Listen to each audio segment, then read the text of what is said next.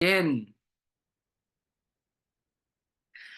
So here we are again, another day in paradise or in samsara. It depends what we want to choose.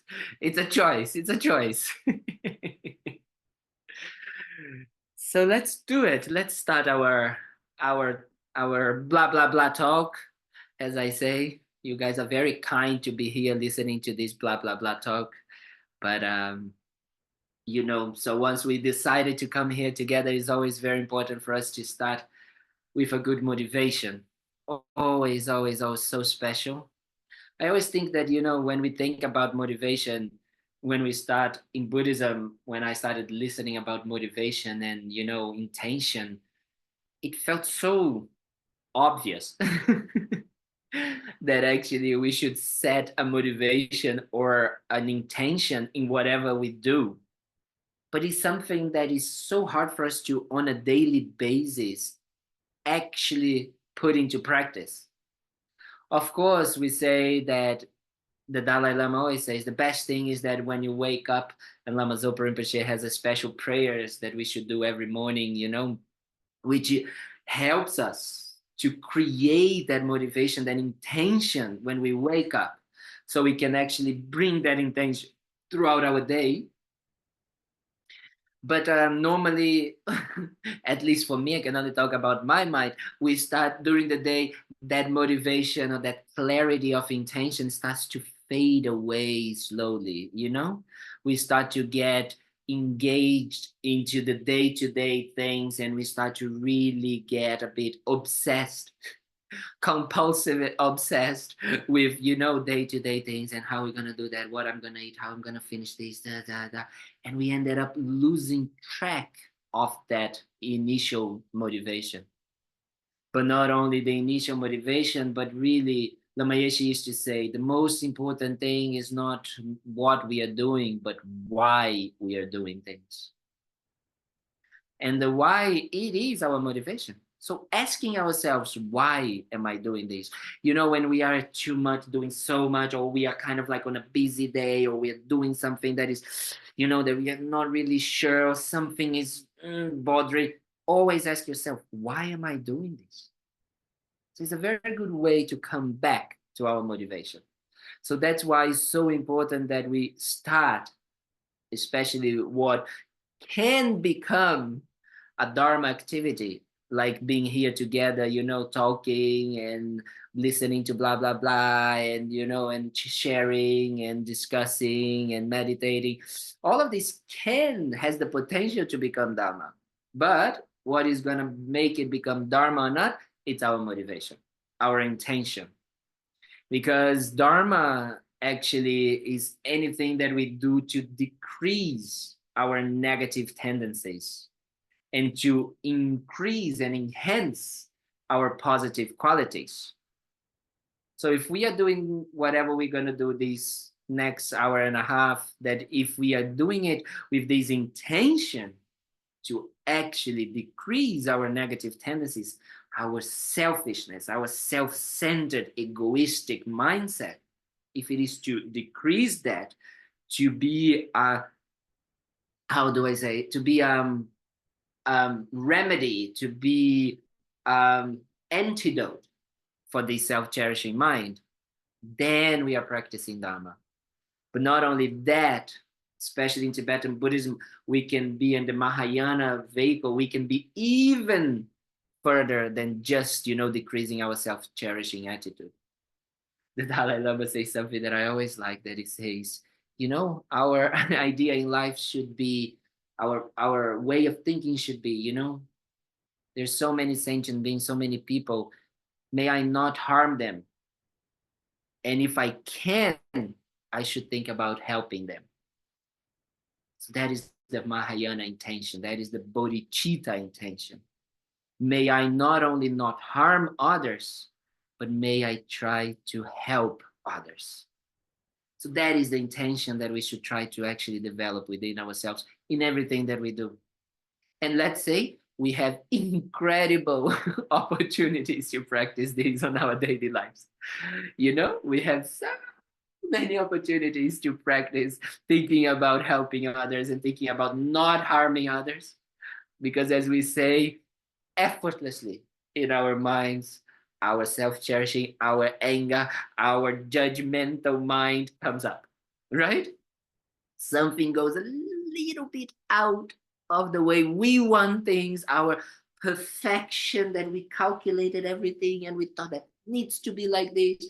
One little tiny dot is different. Boom. We explode within ourselves. So then forget about intention, forget about not harming others, forget about helping others. Forget, like so easy to go, so easy.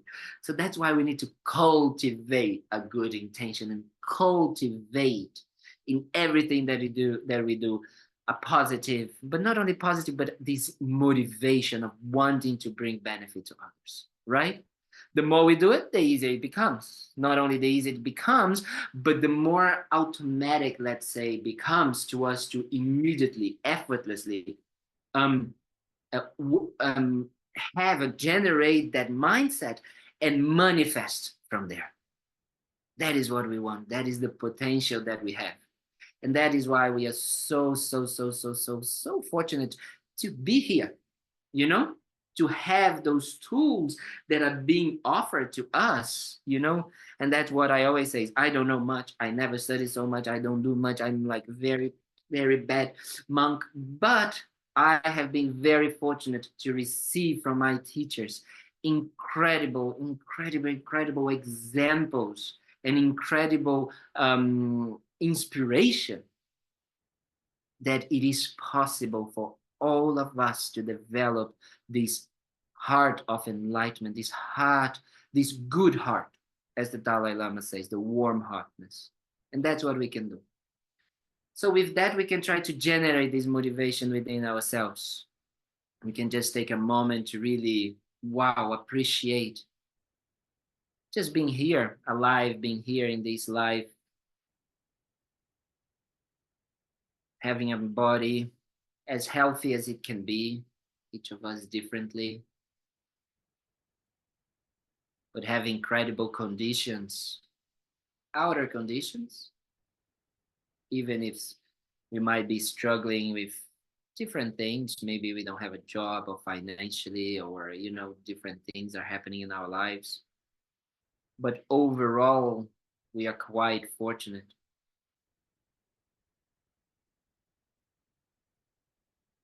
We also live in a country that we can have free thoughts and we can have the liberty, the freedom to actually choose to walk into a Dharma center and to learn about this inner wisdom.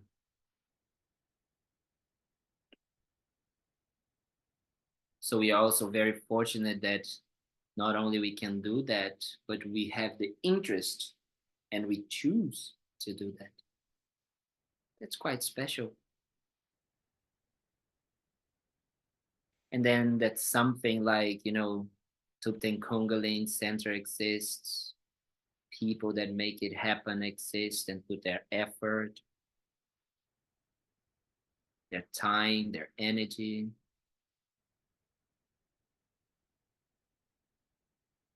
And then, of course, we have teachers like Lama Thubten Yeshe, like the Dalai Lama, and like Buddha himself 2,500 years ago, who actually walked this path, achieved a state of no more suffering and a state of full perfection of his qualities, which we call Buddhahood, enlightenment, and decided to share that with others.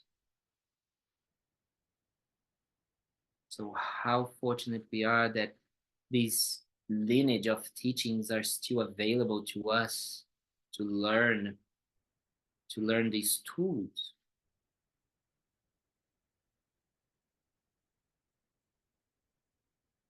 That will help us to follow the same path of discovering, understanding, recognizing, and eliminating suffering and the causes of suffering from ourselves. And that we are able to completely develop in a full, all-embracing, enhancing our good qualities until the only thought in our lives is to benefit others.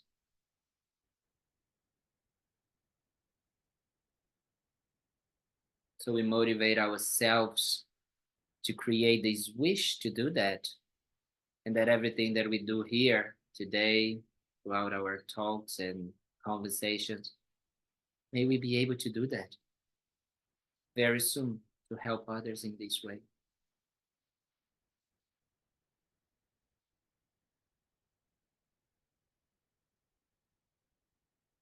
So in order to help our intention to become even stronger, we're going to do some aspirational prayers. Prayers that help us to remind ourselves of our commitment of not wanting to harm others, but also wanting to help others.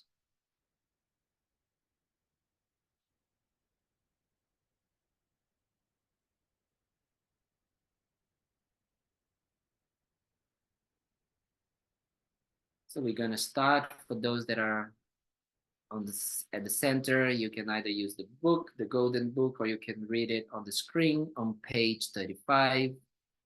We start with the four immeasurables, these four incredible positive qualities and attitudes that we have within ourselves, but now that are now a little bit, let's say, conditional and limited.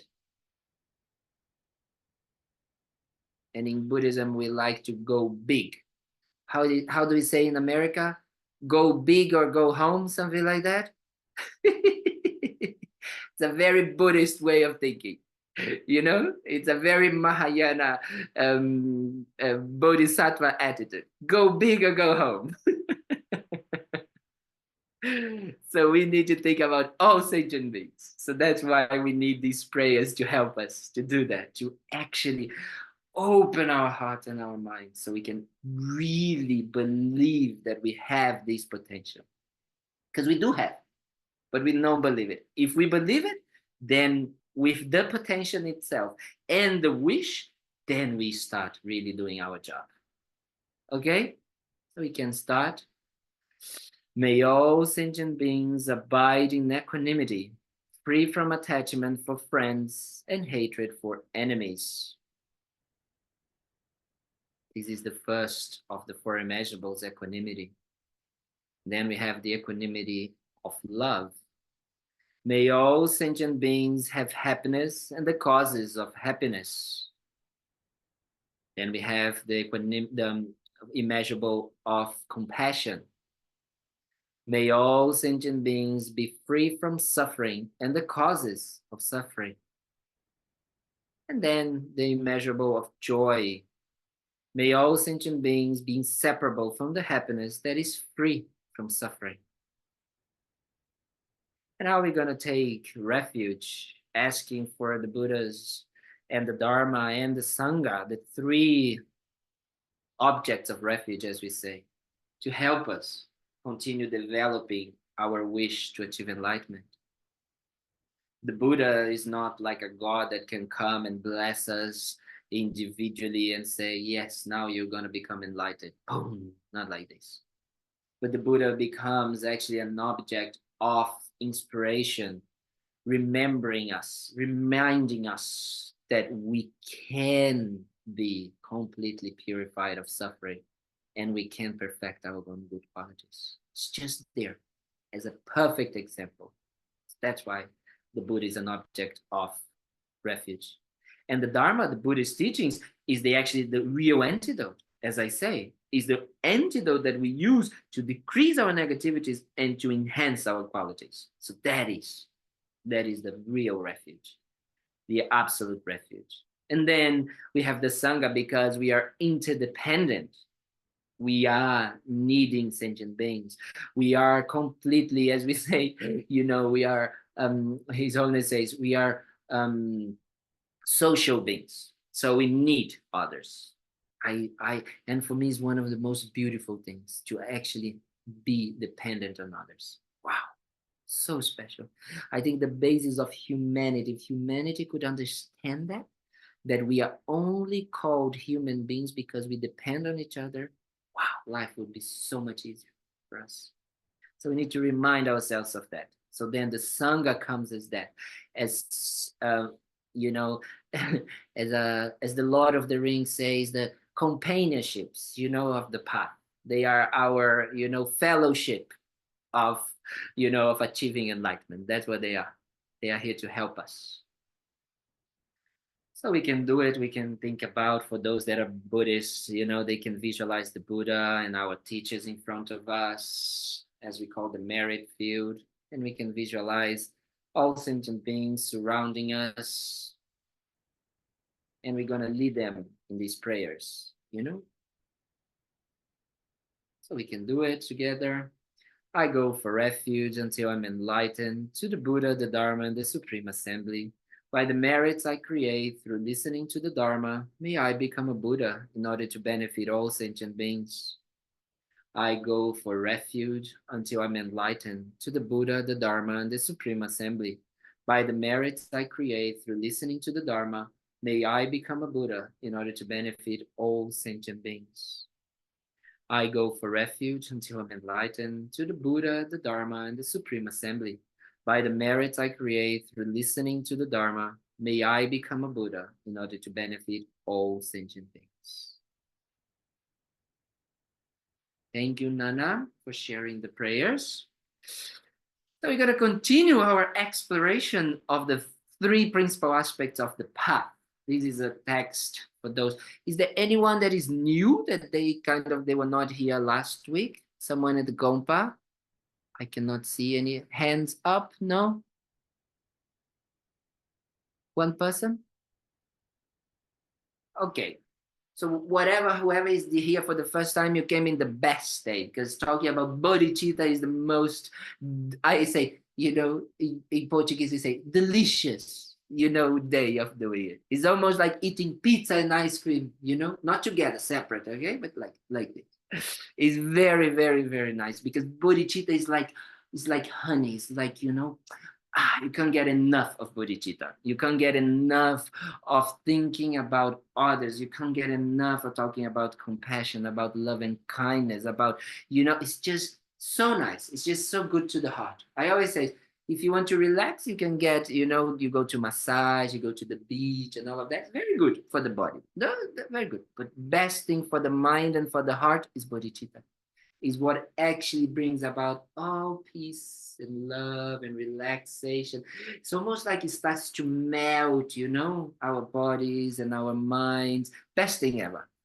So if you are in a bad day, think about bodhicitta. If you're in a good day, think about bodhicitta. Always good. So bodhicitta is free, okay? So you can always check bodhicitta.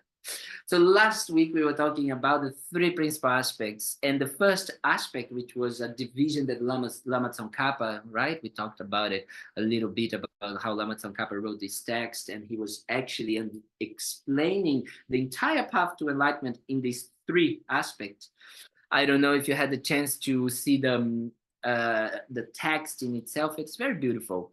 But as I am not an academical person, and I don't feel that I actually, can have the qualities to actually do how do you say, a commentary on this text, I'm just gonna do a bit of blah blah blah about the text. Okay, so the first topic, as we talked last week, was about renunciation.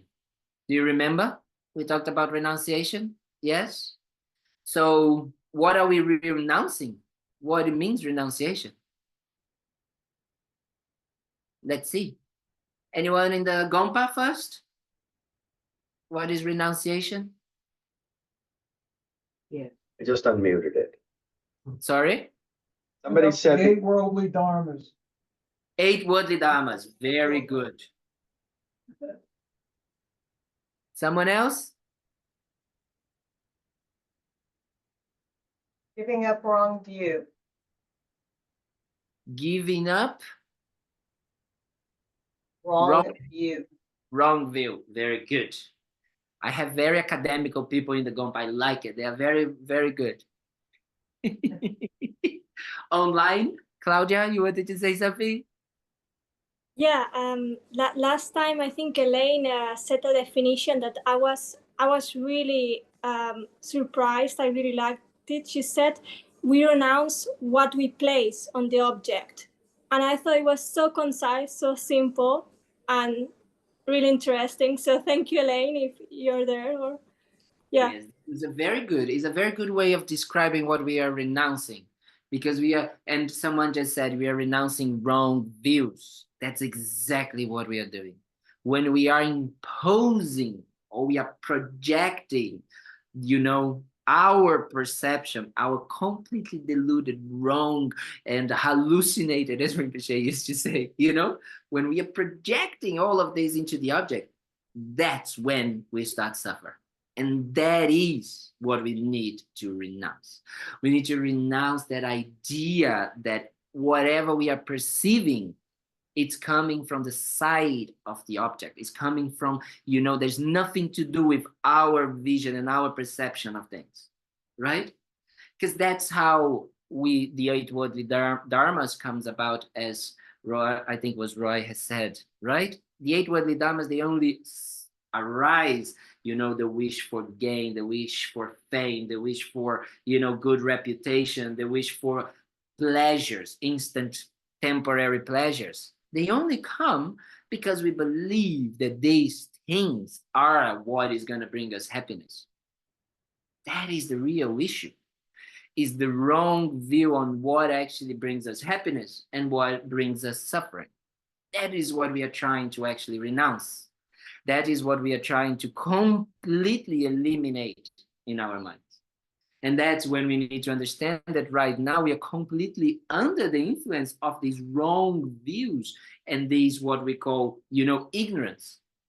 And because of this ignorance, we start to think that then my view, my opinion, my perception is the only and right one. And then what we call ego, or self-cherishing attitude, comes up.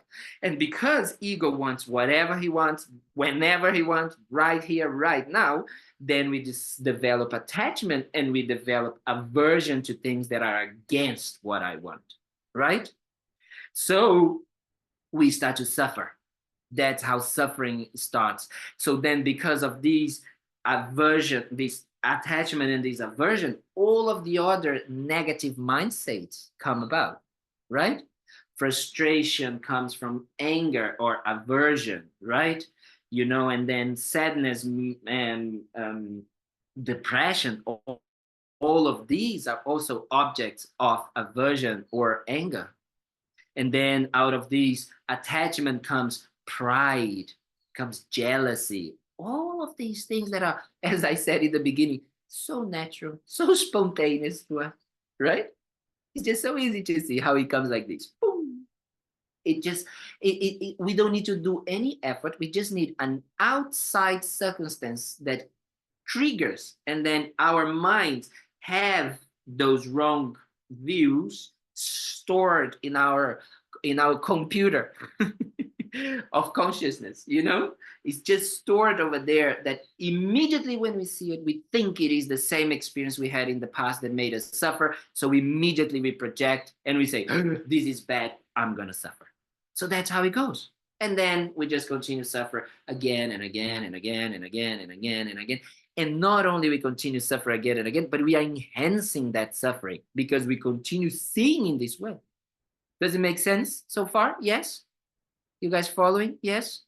Thumbs up at that gompa? Yes. Yep. Okay. So what happens is that renunciation needs to come through understanding. So we need to understand that. We need to understand the suffering and the causes of suffering. And we need to understand that there is a path for cessation, a path of elimination of the suffering and the causes of suffering. So this is what we call the Four Noble Truths, right? We talk about, when we talk about the Four Noble Truths, talk about the truth of suffering, the truth of the causes of suffering, which is our current negative mindsets that make us suffer now, and the seeds, the habitual tendencies that makes us just continue repeating them again and again. And then we need to understand that there is a way to cessate them, to eliminate them. And there is a path to actually walk and pursue that path that can help us actually achieve this cessation. So what we actually are trying to do is to achieve the third noble truth, the truth of cessation. So how do I do that? Well, we need to understand, as we were saying, that the creation of suffering comes about through a wrong view, and comes about now, the manifestation of the wrong view is what we call our self-cherishing, our egocentric attitude. That's how we live our life. So these two aspects needs to be, let's say, analyzed, and needs to be kind of understood and tackled. I like this idea, tackle. We're going to tackle those two things. So that's why the two aspects, the second and the third two aspects of the three principal aspects of the path that Lama Tsongkhapa was teaching, was about thinking about bodhicitta, which direct fights our selfish and self-centered attitude, and emptiness, or the right view, which counteracts what we call the wrong view. Make sense? Yes? Good. So today we're going to talk about bodhicitta, but we need to first understand what bodhicitta means. And bodhicitta, in the definition of bodhicitta, it's a very beautiful that says, I want to achieve enlightenment in order to benefit others, in order to bring others to the same enlightened state. Okay? So that is very important for us to understand first how and what enlightenment means. So enlightenment in the concept of the Four Noble Truths is very easy. It means achieve the third noble truth, means cessate of our suffering, right? But that is not enough just to cessate our suffering, because in order to help others, in order to have the wisdom to really benefit others, I need to have skillful means. I need to be able to manifest myself, in different ways, in whatever way is most beneficial for others. Therefore, I need to develop my own good qualities. I need to perfect my qualities of patience, of kindness, of love, of compassion, of generosity, so I can help others in these ways. So enlightenment is this two. I think we talked about that last week as well, about the idea of Sangye in Tibetan, the word for enlightenment, the word for Buddha. That means Sang, completely purified from our negative tendencies, and Ye, completely perfected our good qualities. So these two means enlightenment. So we need to understand what enlightenment means so we can develop bodhicitta, because if I want to achieve enlightenment, then I need to understand why and what enlightenment means, right? Make sense? So if we are talking about enlightenment, and we are talking about the first aspect, which is purification of our negative tendencies, then I need to understand that when I'm thinking, it's very important that we understand that, very important that we understand this part. Because I always say, forget about bodhicitta first. Why? Because bodhicitta right now, it's something that it looks so much out there, or something that is almost like unreachable, because we need to benefit all sentient beings and to achieve enlightenment. First, we need to understand our own suffering. If I don't understand that I am suffering right now, forget about helping others, right? If I don't understand how my own suffering is bringing me down. So that's why we talk about Lama Yeshe used to say that so much, and some of the Tibetan lamas used to struggle with that. But when they started to teach the Westerners, they started to really see that we needed to talk about self-love and self-compassion. But then we Westerners, well, I don't want to generalize, but I can put myself as an example. We are very, very, very, you know, how do we say, arrogant. So we think we know best. We think we know what self-love and self-compassion is. So we unify our Western's ideas of self-love and self-compassion, and we say, I know what self-love and self-compassion is. I know, I just need to have time for myself. I need to kind of like meditate every day. I need to do, all of these kind of like rituals. I need to wear robes of a monk. Then I'm going to have a lot of kind of like self-love and contemplation and walk slowly. Then I'm going to have self-love and self-compassion. And it has nothing to do with self-love and self-compassion. Self-love and self-compassion has nothing to do with kind of like, you doing kind of like whatever you want. Self-love and self-compassion is quite the opposite. Because what compassion means in Buddhism, compassion means, and that's very important for us to understand, wanting others to be free from suffering. Okay? Wanting to be free from suffering. So self-compassion means I need to want me to be free from suffering. So that means that I need to be very skillful and very aware and very honest with myself and check which actions in my daily life are making me suffer. Right? And not only suffer now, but especially what is what is a hindrance for me to achieve a long-lasting happiness. So when you are in doubt, what means self-compassion, you can ask yourself, oh yes, sometimes going to the beach, sometimes eating pizza or burrito in the Casa Maya, or, when you go to a Mexican restaurant, or, or having your oatmeal with raisins, all of these things of having, massage, all of these can become self-compassion if we use it to actually relax or open the mind and the heart to be able to help ourselves to think into achieving enlightenment for ourselves and others. Because sometimes our self-compassion means that we are so stuck in our own suffering that we just want to be free from that suffering, and we are only thinking about this life and the temporary happiness of this life. Just like I'm suffering right now because this person doesn't like me, or because I have that and I don't want my job, or I don't want this and I just need to quit this and I just need to be free from that immediately. And this is not gonna get what we want, right? It's gonna be able, if we think that we need that in order to think about the long term, then yes, then very good. Because, for example, I used to remember when I was working in finance, I used to think about it. Well, I don't like this. I'm very unhappy here, but this will be a kind of like a step that I need in order to be able to be free from that afterwards. And in the long term, be able to actually dedicate myself to Dharma, right? So then it doesn't mean that suffering that I am experiencing, I just need to get rid of it, because in the long term, it might actually bring about a better result. Make sense? Yes?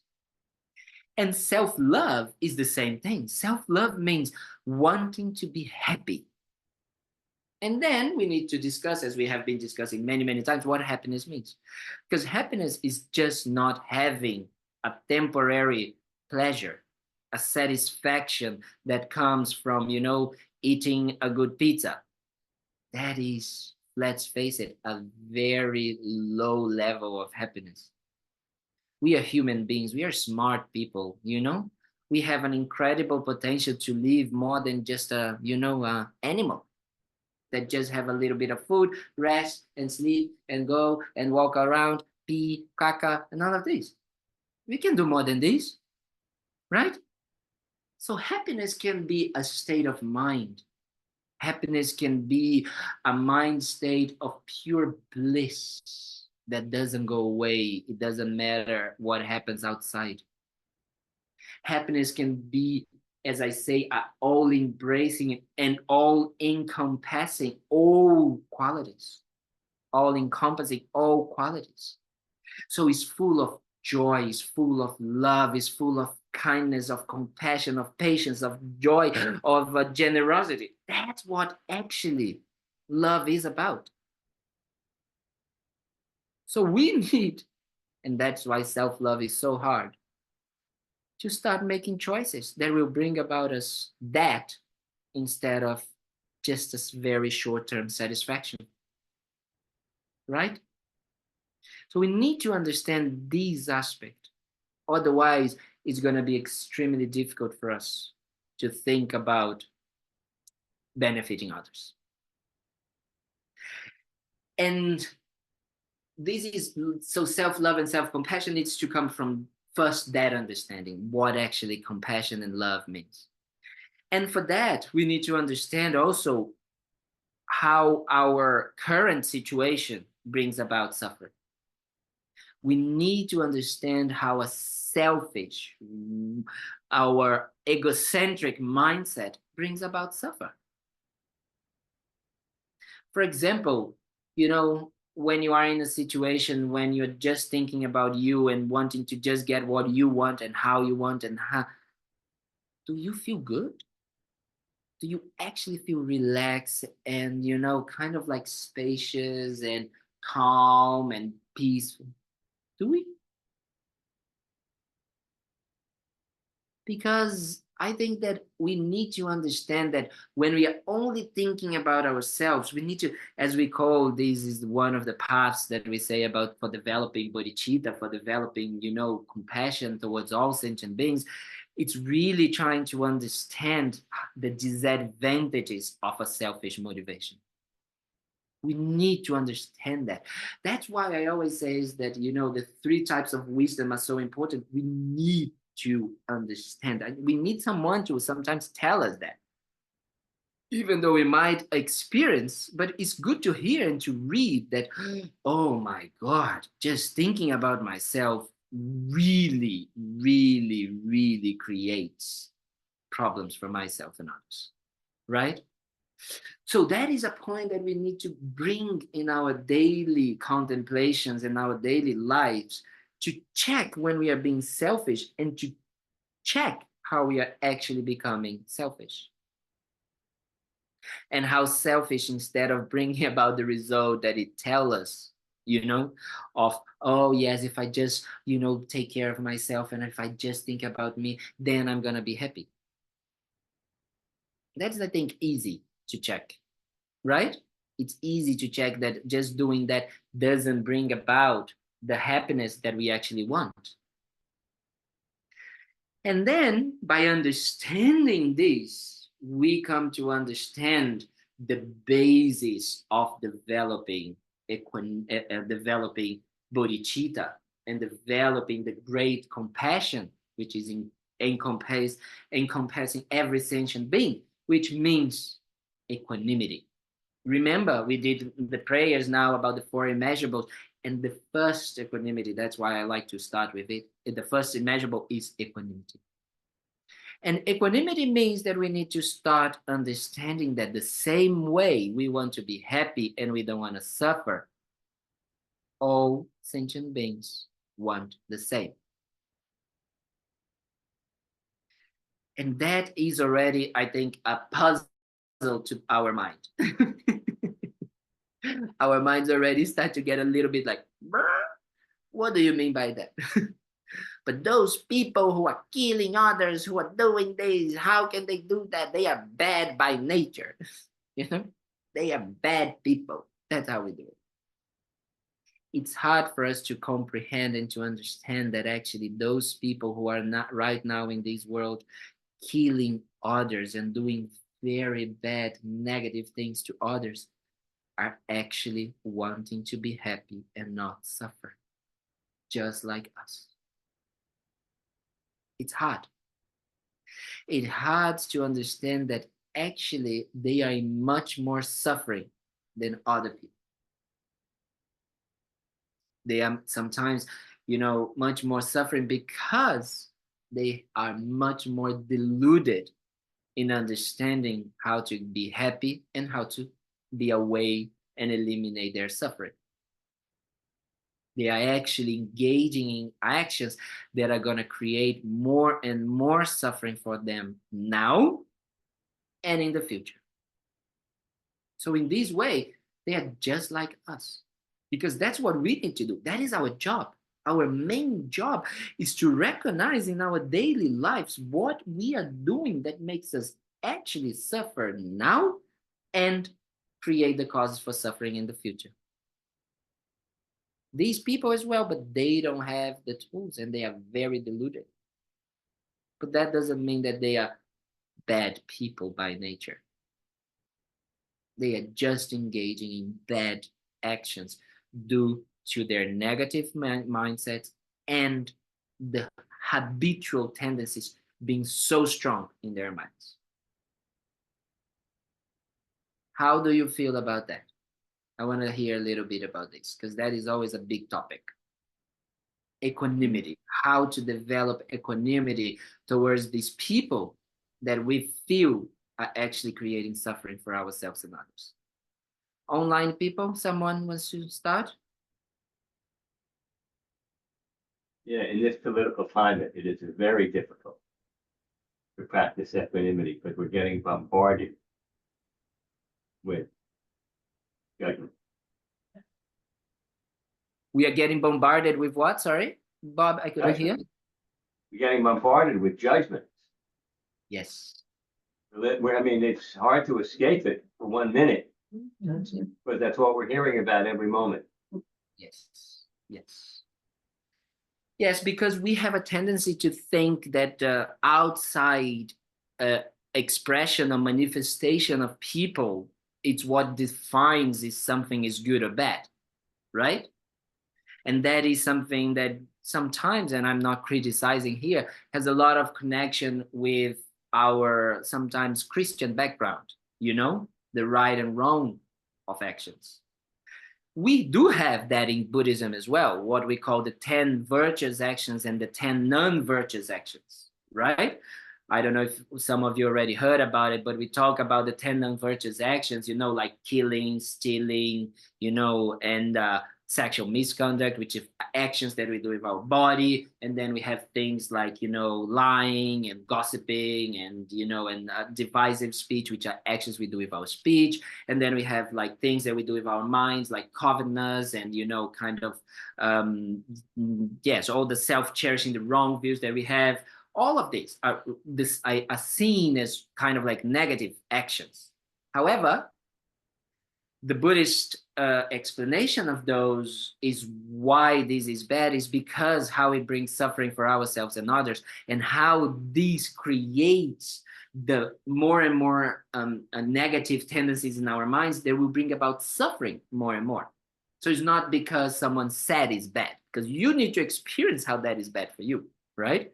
You can only understand how lying is bad when you actually get caught in lying and someone makes you understand that you didn't need to do that in order to achieve what you wanted, right?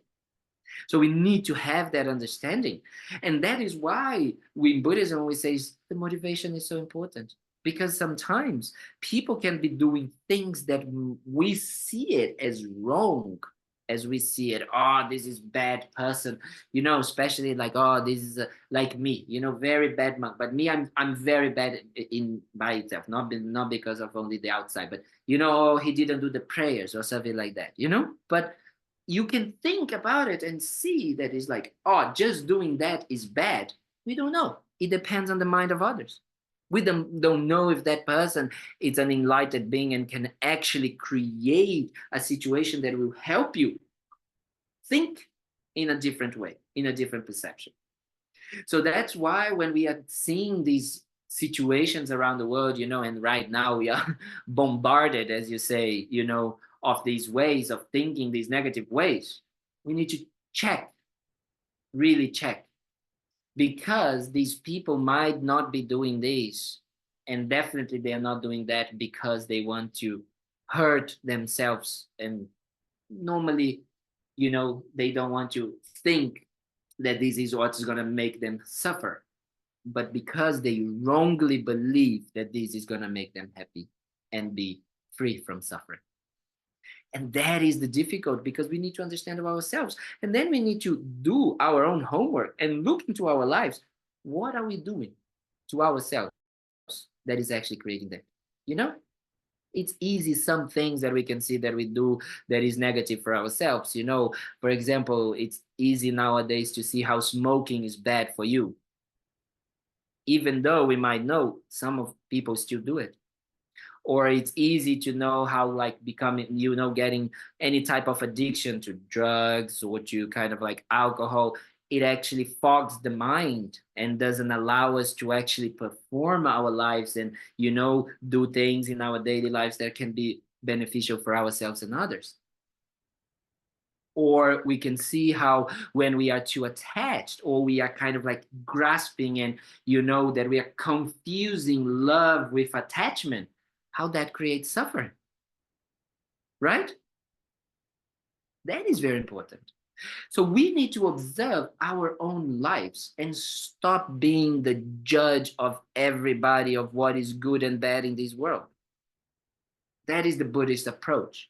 We first start with ourselves. And the moment we start to be able to actually check what brings about our own happiness and our own suffering in the context of wanting to achieve enlightenment, not in the context of happiness and suffer only for this life, then we can start thinking about checking others. Right? Does it make sense what I'm saying? Yes, it does. Okay. Because that is very important.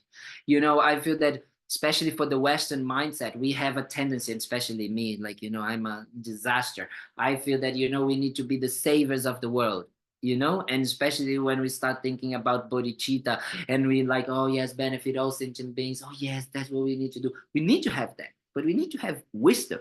Bodhicitta without wisdom is stupid compassion, right? And let's face it, it's a very egocentric way. It's me. I can do this because I think that I know best. It's funny because when we are studying about the Four Noble, for the Four Immeasurables, we say that we need to develop that wish that I will help others. But I need to understand into the context of achieving enlightenment. And in order to help others to achieve enlightenment, I need to enlighten myself. I need to get enlightened myself. I need to enlighten my own mind first. I cannot tell you how to get to New York if I never been there. Even though nowadays, you know, you can Google GPS and all of that, but you know, that is not me, it's the GPS who's telling you. But I can't. I can't tell you, I can't teach you, you know, Tibetan if I never learned Tibetan. It's easy to understand in this context. So why do we think that we can help others to achieve enlightenment if we are not enlightened? So right now, we are just practicing this. That's why it's called practice. We are practicing, trying to achieve enlightenment. We are practicing, wanting to help others. In the moment we achieve enlightenment, we don't practice bodhicitta. We are bodhicitta. You understand the difference? One is the kind of like the building up process of wanting to perfect that. Once you perfect, you don't need that anymore. You don't need to do it. You don't need to think. It spontaneously arises. So you are bodhicitta. Bodhicitta is everything in your body and your speech and your mind, just with this idea of helping others to achieve enlightenment. That is so powerful, so special, right? So we need to understand this, and we need to gradually go step by step. And the first step is self-love, self-compassion. We already been talking about that, right? Understanding about what enlightenment means, and then equanimity. Thinking about how others are, no matter what they are doing, wanting to be happy and not suffer. Stop with this judgment attitude. because then it's very easy to see we do that with ourselves, right? We tried when we started to talk about equanimity, and I remember I'm the king of doing this, you know, of thinking that equanimity is changing others. That's what equanimity is, right? I don't realize that actually it's me creating enemies, strangers, and friends. I'm the one dividing people in my life into these ones I like, these ones I don't like, these ones I don't care. That's how we do it. And then we say, I want to benefit all sentient beings, but that person, no, that person I don't like, so I don't want to benefit them. That's how flaky is our bodhicitta, our compassion, right? But this person did that to me, so how can I love them? How can I want them to be happy? Yes, I want them to be happy, but I understand karma, so karma needs to make them understand that they make me suffer, so they need to suffer a little bit. That's how we do it. You know, that's our bodhicitta. Bodhicitta is like, yes, but yes, I want them to be happy. Yes, you know, this person that they abused me, they bullied me. Yes, I want them to be very happy, you know, and I know that they're going to be happy by experiencing the same thing that they made to me. So that is not really bodhicitta. It's just revenge, right? We just want a little bit of revenge to feel kind of like, how do you say it, justified, you know, like, oh, I got my justice. Understanding karma doesn't mean that people need to actually get. If we want them to be happy, if we want them to actually achieve enlightenment, we want them to be beyond karma. We want them not to suffer anymore because of their negative tendencies and the seeds that they created. We want them to purify them, to not experience the results. That's what we want. So that is why it's so important for us to understand what we actually mean when we are talking about helping others, right? So here I'll leave like a little question for us, right? Which is what it means to really help someone, right? We discussed that in one of our classes, what it means to actually help someone. Does it mean to do whatever we want, whatever they want? What does it mean?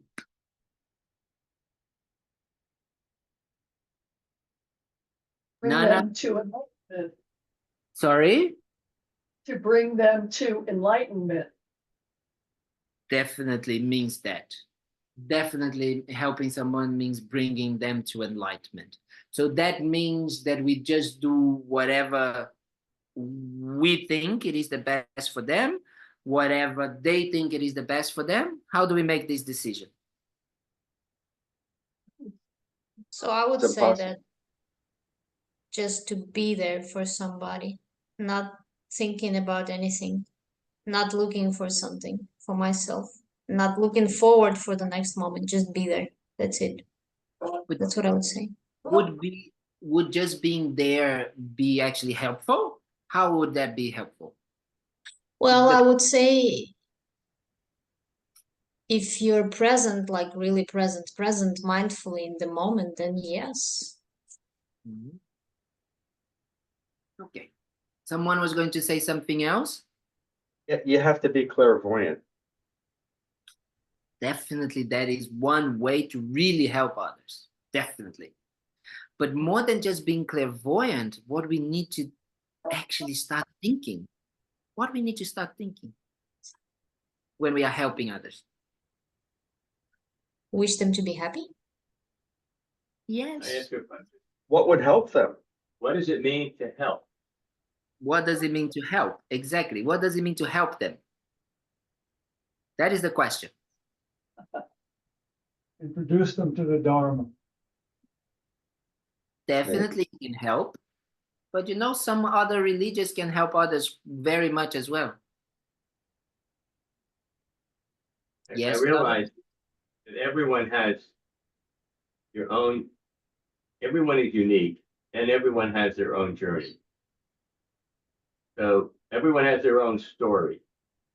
So the concept of helping someone who is unique and has their own journey and their own story is somewhat daunting because you don't know what makes them unique, and you don't know what their journey is, and you don't know what their story is.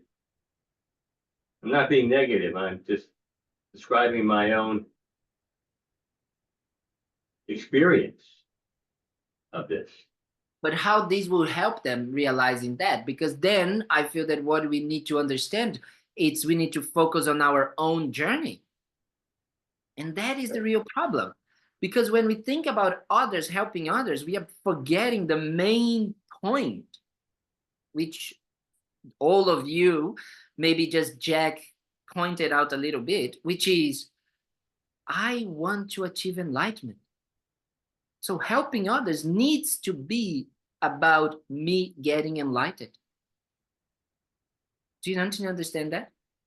If I am helping others just because I want to help others in a very short term, in a very kind of like way of thinking right now, it's not going to help them to achieve enlightenment. Because I don't know what enlightenment is. I haven't been there. It's like wanting to help others to just bring them to New York if I never been there. So right now, what we need to focus is in our own enlightenment. And that means we might think about helping others, right? But helping others in that mentality. May I become a Buddha? May I have the qualities of a Buddha in order to help others? And understand that right now, our limited way of helping others. Because we have never been to New York, so we can only bring them to Miami. That's where we've been so far. So we can't right now bring them to enlightenment. Because we haven't been there yet ourselves. That is very important. That creates that really strong understanding of bodhicitta. Bodhicitta means, may I achieve enlightenment in order to benefit sentient beings. Bodhicitta is not compassion. Bodhicitta is not love and kindness.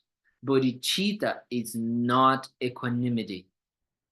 These things, they are the necessary causes and conditions needed for bodhicitta to arise. But they are different. That's very important to really understand. That's why I say bodhicitta is something that is so unique. It's so profound. And we need to understand. So developing that mind that actually starts to understand that, that is why His Holiness talks about being wisely selfish. Remember we talked about that? Being wisely selfish means if I want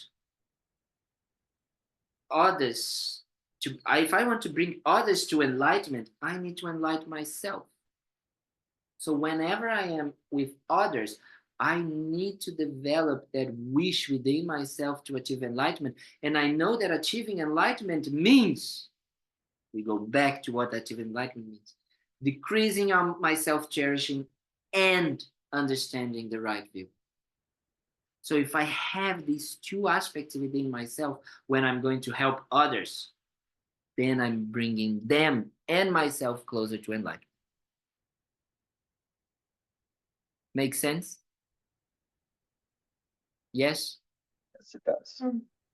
That is why bodhicitta is such a profound way. That's why right now we need to just start from where we are. And starting from where we are means developing just a kind, good heart.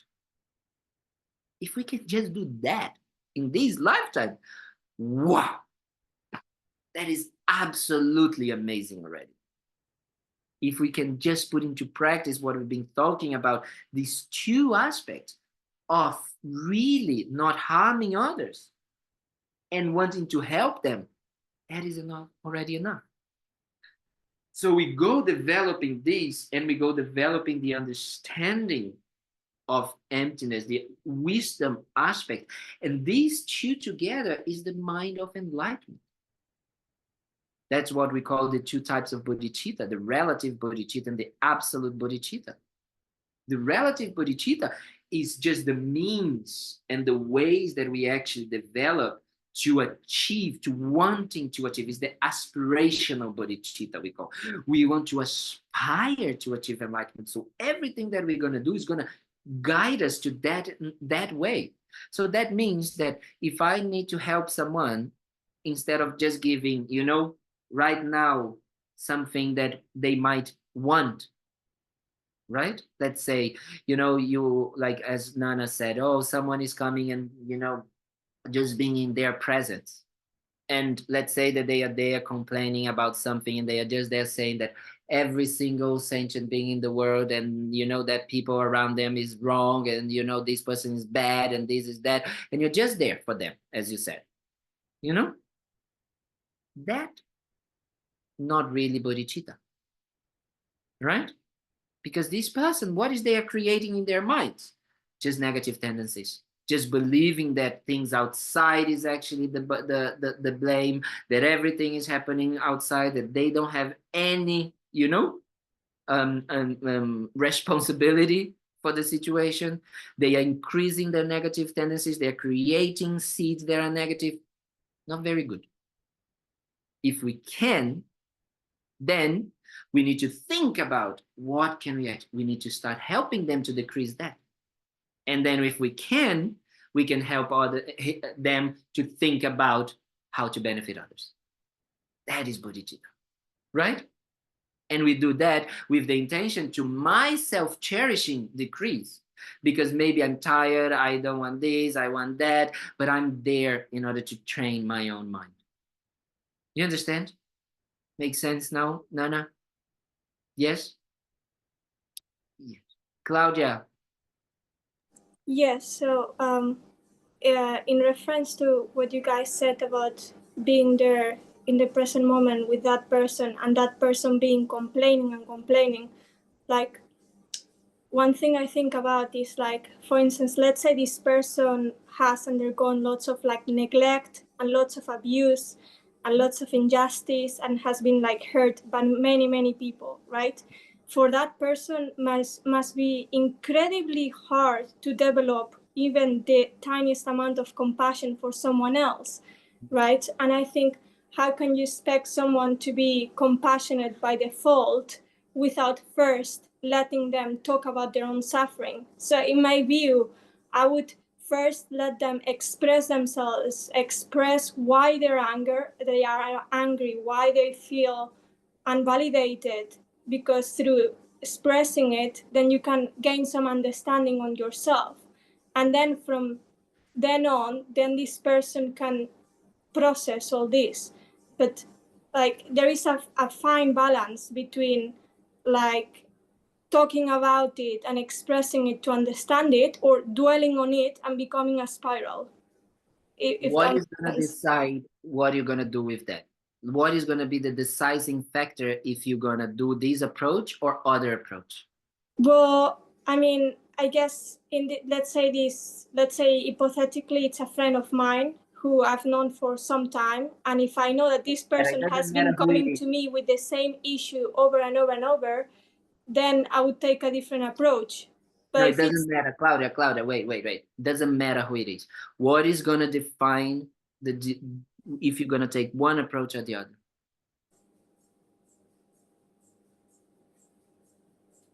Your intention. And if it's your intention towards achieving enlightenment or just fixing the problem right here and right now. That is the difference. Okay.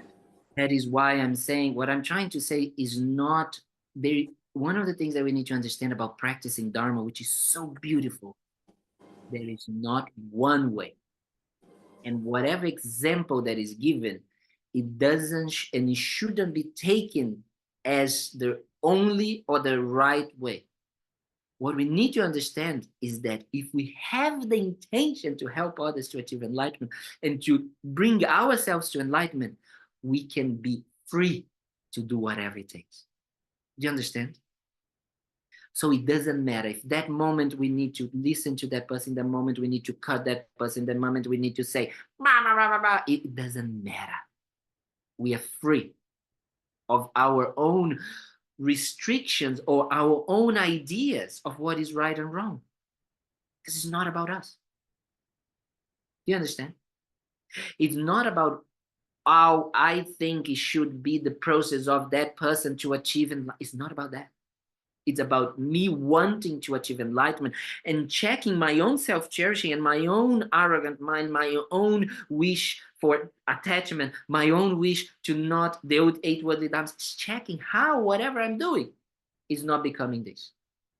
You understand? That is going to be my thermometer to check if I am going more towards myself or more towards Dharma. Because Dharma is free. Dharma is not just saying, it's not dogmatic. It's not, you should do this, you shouldn't do that. It's not like this. You understand? So that's why we need to have wisdom and we need to have compassion. We need to have the skillful means, the method, as we say. The bodhicitta is the method, is the way we're going to do it. And that's why, you know, in the gompa, sometimes we have, you know, those beautiful tankas and we have some kind of like angry beast or angry deities. It's because to say sometimes we're being angry and showing the aspect of screaming or kind of like really, you know, in the monastery, even hitting with the mala, you know, someone might be pure bodhicitta. That is so hard for our minds to comprehend because we have our own limited ideas of how it should be and how it shouldn't be, or what is the best and what is not the best. So we need to first free ourselves from this so we can actually be there for the other person with this simple intention. We just need the intention. If we have the intention, because we have been talking again and again and again about motivation and intention, if the intention is there, the result will be positive. We don't need to worry about it. We don't worry about the result. We don't worry about how that person should be feeling or how the person should be doing or how the person should be acting. Doesn't matter. Doesn't matter. Especially because, as Jack said, we don't have what is the word? Clairvoyance. Clairvoyance. Thank you, Jack. We don't have clairvoyance. We don't know. Maybe for that person, just that little bit in this life of understanding that they might not need, you know, that, oh, not everything comes from their minds. Or maybe they just being a little bit warm-hearted towards the people that they like, right? We don't want to, we cannot force everybody in this life to become bodhisattvas and achieve enlightenment. Are we doing that ourselves? We are still choosing Dharma sometimes and say, this part I want, this part I don't want to change, this I like, this I don't like. We're still doing this, so how can we ask everybody to be perfect, right? We put ourselves into this pedestal of like, yes, people should be perfect, and you know, oh yeah, but you didn't act like compassionate in this way. Oh, you didn't do that. That's what happens. Then what are we doing? Nothing to do with bodhicitta. Because bodhicitta is first that aspiration. We need to understand that we have the potential to achieve enlightenment and we want that.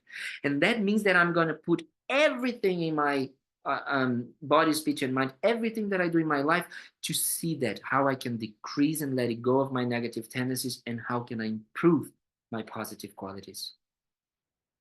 How I can develop love without attachment, how I can develop compassion without wanting anything in return, how I'm going to develop generosity without wanting anything in return, how I'm going to be patient without actually losing or putting my way of doing things. That's what we need. That's how bodhicitta works. That's how powerful bodhicitta is, because it's really something that is inner. It's an inner experience. Nothing to do with changing outside. That is hard to comprehend for especially our Western minds. That we are so focused on the results, right? It's just focused. I remember once I was with Rinpoche and with Lama Thubten Yeshe, and I had a dream exactly a year before Rinpoche passed away. And we were walking, and then we were seeing all of these beautiful pure lands where the Buddhas, manifest, where everything becomes Dharma much easier, so you can achieve enlightenment quicker. And when I saw Rinpoche, I took a plane and I went to Nepal to see Rinpoche because I was very touched by that dream. And Rinpoche said, you came to know, without me saying anything, you came to know where you're going to be reborn when you achieve enlightenment, in which pure land you're going to be reborn. And then I said to Rinpoche, and then said, oh, first I need to get enlightened. And Rinpoche was laughing. But that shows the omniscience, the clairvoyance of Rinpoche. He knew where I came, why I came. He knew what I was doing there, and he wanted to help me. Right? So that is the mind that we need to have.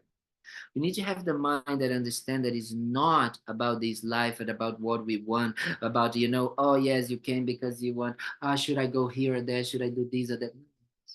But it's about where we're going to achieve enlightenment, how we're going to achieve enlightenment. That is Bodhichitta. Okay? Makes sense? Can I ask a question, Venerable? Absolutely. So part of what you're saying, it sounds to me, is the humility, right? Of knowing that you haven't achieved bodhicitta, but you have the intention to achieve bodhicitta to help all sentient beings be liberated, right? Yes. So go into any situation where you're helping people with kind of that humble Yes. state of mind. That's exactly this. It's the more you actually go towards bodhicitta, the humble you become, because you don't know, But it's the opposite. It's kind of like complementary. Let's say like this: the more humble you become, the more you actually start to see the benefit that you can actually bring. If you purify your mind of your own ideas, if your own intentions, if your own, concrete certainties, right? Yeah, and I find that they're always being challenged for me, right? So I go in thinking I know what to do, I know what this person needs, I know this and that and the other, and then it turns out not to be the case at all. I totally know what you mean. This is the story of my life. But you know what? I think that this is two things that can help us in this way. I think one aspect is first looking at ourselves and not judging ourselves as bad people, but seeing that even this is just a wrong view that we have, wanting to be happy and not suffer. You understand? That is very important. We need to understand that that comes from a love and kinding part of ourselves. It's just wrongly, it's cheating us, unfortunately, right? Because we think that if we know best, that we can fix it and we can do that. And that idea is actually what creates the suffering, because we don't have it. It's misleading us, right? So that understanding that this comes not because we are bad people, but actually because we don't have yet the knowledge, right? Of understanding our own minds and understanding how things exist and how things work, then we make this mistake. This is very important first. And the second is that idea of normally, when we try to fix others or fix the situation, other people close down. So our possibility of helping becomes it is a hindrance. So the same way that we don't like people telling us what to do and how to act and blah, blah, blah, blah, blah, we can think, oh, wait a minute, I can help here. But if I transform myself, so that is when it becomes practice. You let it go of your idea of how it should be and things may be, and it becomes about how can I actually communicate with this person, right? So that's why I said it's freedom, because it breaks that self-image of ourselves, of how I should be, what I should be doing, and how I should be, the delivery of that idea. And it becomes about you communicating with that person where they are. And that is one of the most beautiful things. Lama Yeshe used to say, that especially for directors of centers. So I don't know if Rebecca is there, but she might definitely, can talk about it. But when you become director of the center, Lama Yeshe and Lama Zopa used to say, you need to come to the center knowing that you are the target. Everything is going to be your fault. And then Rinpoche and Lama Yeshe used to say, but then if you use that to practice bodhicitta, you need to then transform yourself to actually talk to each person, which is totally different, in different ways. So you can actually communicate and get those people involved in helping the center and helping others. So this is the best practice for this very concrete, selfish attitude of ourselves that we have, that I am like that, I know best, I know how to do things. Right? Makes sense what I'm saying? So that is how beautiful and how clean, how Rebecca says, thank you for the. how spacious this becomes. Right? How spacious our minds can become for practicing Dharma. So then everything that we do in our lives, in our careers, in our job, in our work, in our, life with family, like, oh, I am like this, especially in family situations, I am like that. This is my role in my family and all of that. None of this. You can just let it go of this. And then you become a way of actually really communicating with others. It's just so beautiful. Really, Bodhicitta can help. Just, it is like, Lama Yeshe used to say, is really Bodhicitta goes against that grasping self that believes in things so concrete, and I am like that, and I am the best, I am good, and that. And that's why I was saying that practicing bodhicitta makes this I, which is very tense, tight, ego-centric, related, to release, to be relaxed. So it's so blissful, it's so calm. It's just like going to the ocean. When you go to a very warm ocean, in Florida, sometimes you go to the ocean, it's so nice, so relaxed, and just like floating. It's like that. That's how the benefit of practicing bodhicitta. That's the benefits of practicing, like a really, really, really decreasing of the self-grasping. So that is the intention of bodhicitta, right? That is what we want. So that's how amazing bodhicitta can be for ourselves, right? Any other questions?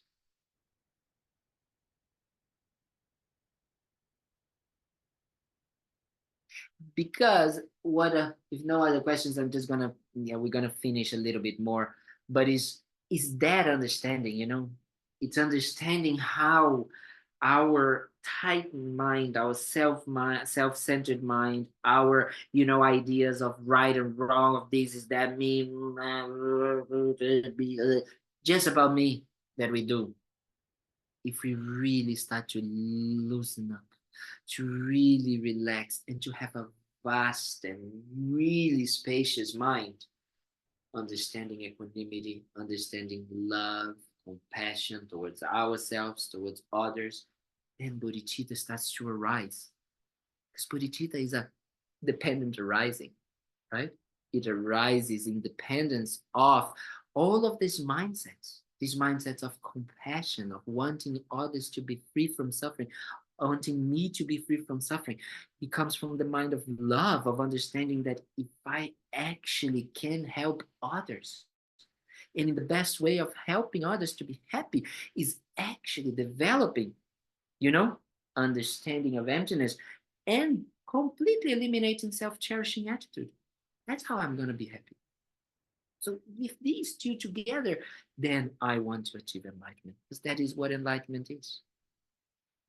So then enlightenment becomes doable, becomes possible. It's like, oh, wow. Then everything becomes bodhicitta. That's why Rinpoche used to say, wake up, do everything with compassion, everything. And when he was talking about compassion, he was talking about, of course, just ordinary compassion, which is the basis, but he was talking about bodhicitta.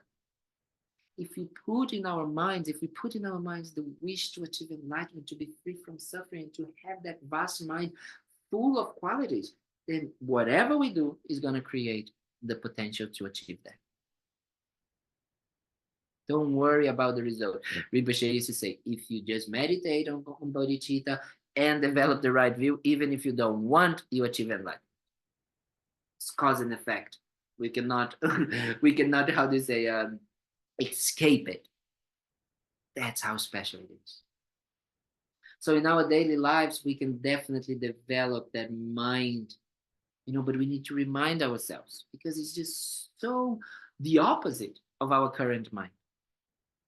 So that's why contemplation, meditation, listening to, real teachings, not these blah, blah, blah, is very important because we need to remind ourselves again and again.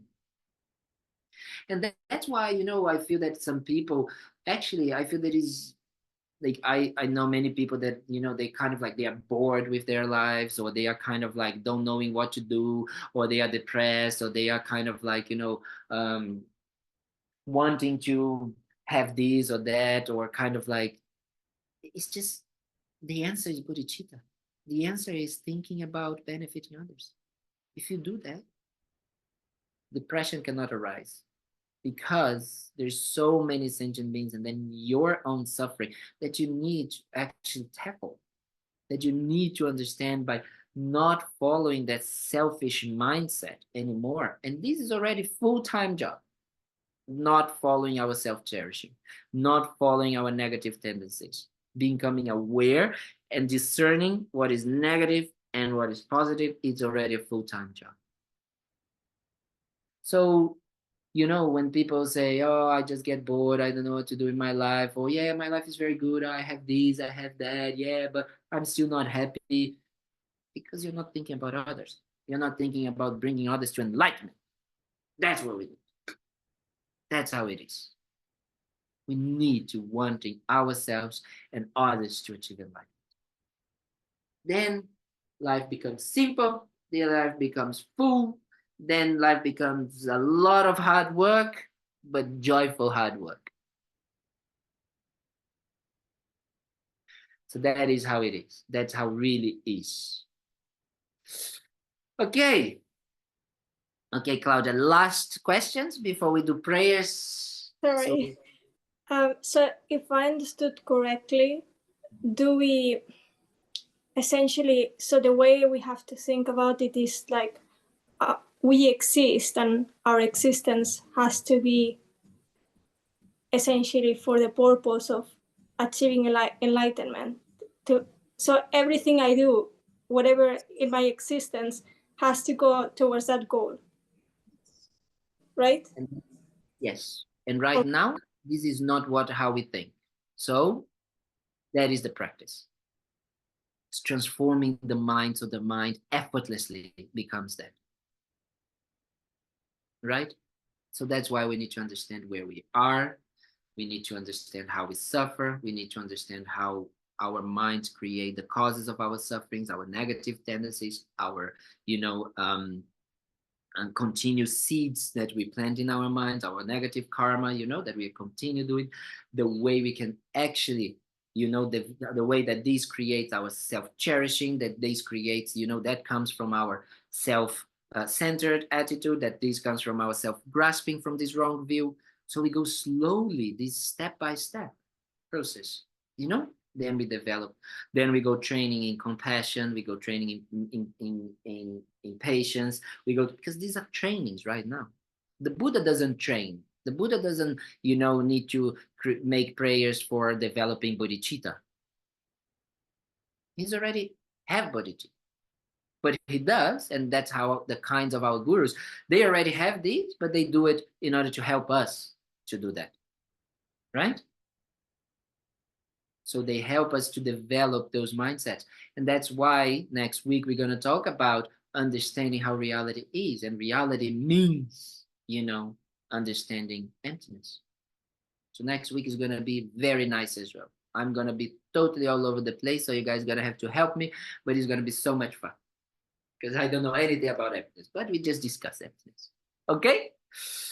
So now that we have talked and discussed and, made a lot of blah, blah, blah about compassion, and about bodhicitta, about really wanting to achieve enlightenment, then we need to make sure that we dedicate these efforts, because we are here on a Sunday at this time and age, and as Bob said, we bombarded with the opposite of bodhicitta and compassion, but we here together online and at the center, we decided to come together to actually listen to something that will make us open our hearts to ourselves and others, and wanting to be free from our sufferings and wanting to stop harming others.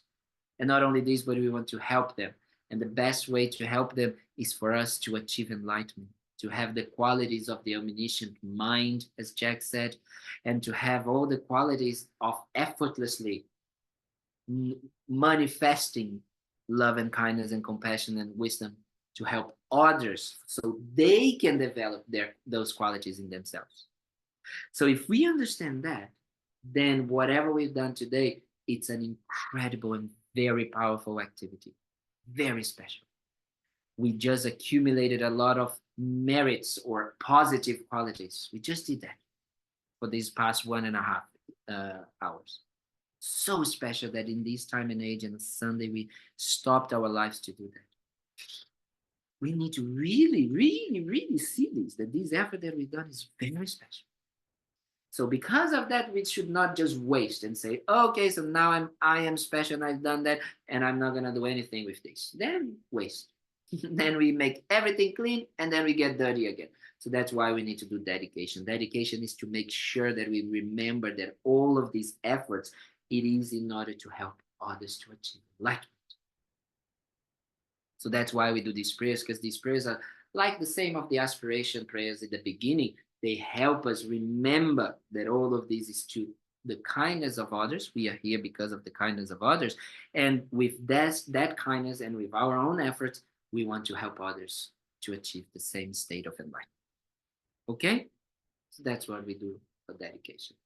So we dedicate before we start the dedication prayers, that then whatever we do might be the causes of our own enlightenment, that we are able to, in our daily lives, apply these teachings and not become just an intellectual understanding, but we might be able to express them, manifest them in our lives.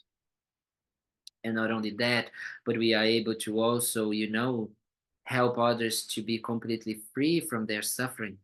All the suffering that exists now in the world, wars, famine, drugs, and conflicts and social and economical problems, all of this might cease right here and right now due to us creating these virtuous activities so we can help others.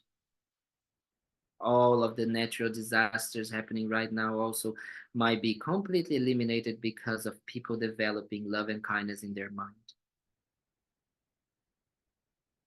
And we would not be here if it was not for a place like Thubten Ling and those people that from the beginning of his existence have put in effort for it to start and to continue. So we can have these incredible conditions to study, contemplate, and meditate on these beautiful teachings of the Buddha. And this has been done because of the kindness of our teachers, especially Lama Yeshe and Lama Zopa Rinpoche, and all other teachers that have come in contact with the center, especially the Dalai Lama for his long life, and the Buddha himself went through a lot of hardships in order to be able to present this path for us. So in this way, we make these dedication prayers. Due to the merits of these virtuous actions, may I quickly attain the state of a Guru Buddha and lead all living beings without exception into that enlightened state. May the supreme jewel, Bodhicitta, that has not arisen, arise and grow, and may that which has arisen not diminish, but increase more and more. Just as the brave Manjushri and Samantabhadra too realize things as they are, I too dedicate all these merits in the best way that I may follow their perfect example. I dedicate all these roots of virtue with the dedication praises the best by the victorious ones thus gone of the 3 times, so I might perform good works.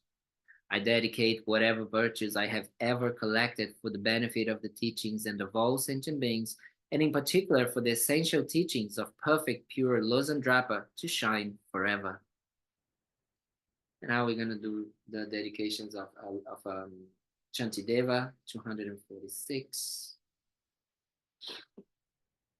It's a beautiful dedication from the 7th century master. May all beings everywhere, plagued by sufferings of body and mind, obtain a notion of happiness and joy by virtue of our merits. May no living creature suffer, commit evil, or ever fall ill. May no one be afraid or belittled with a mind weighed down by depression. May the blind see forms and the deaf hear sounds. May those whose bodies are worn with toil be restored on finding repose. May the naked find clothing, the hungry find food. May the thirsty find water and delicious drinks. May the poor find wealth, those weak with sorrow find joy. May the forlorn find happiness, find hope, constant happiness and prosperity.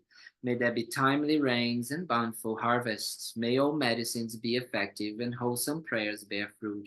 May all who are sick and ill quickly be freed from their ailments. Whatever diseases there are in the world, may they never occur again. May the frightened cease to be afraid and those bound be free. May the powerless find power and may people think of benefiting each other.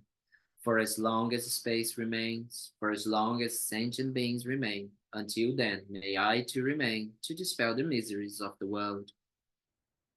Now we're going to dedicate the merits for His Holiness long life. So we do one on page 244. So His Holiness, which is a beacon of light and love and compassion and embodiment of these teachings.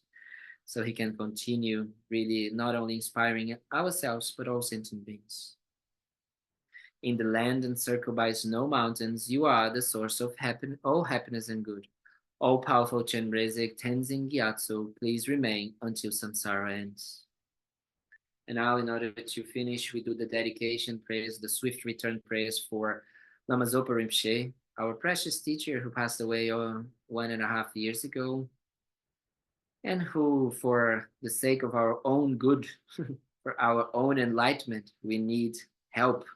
We need someone to tell us how to get there, because we haven't been to New York, but Rinpoche has been to New York. So we need someone to guide us to achieve these.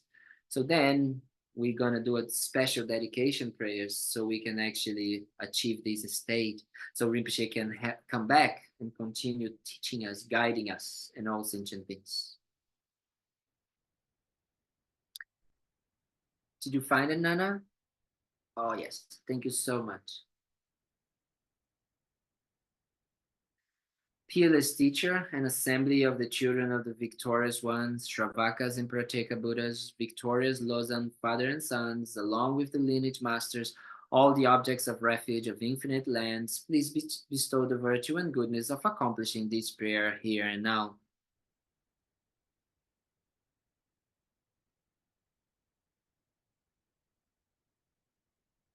Holding and spreading the Muni's precious and complete teachings through explanation and practice, you are the armor of patience that is never discouraged. Incomparable Venerable Guru, to you I make request.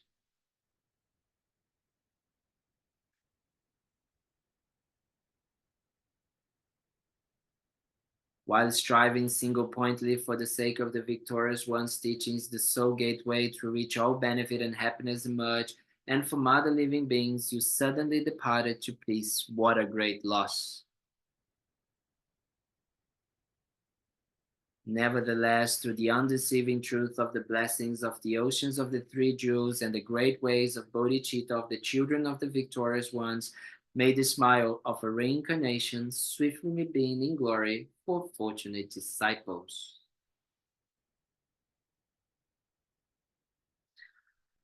All right.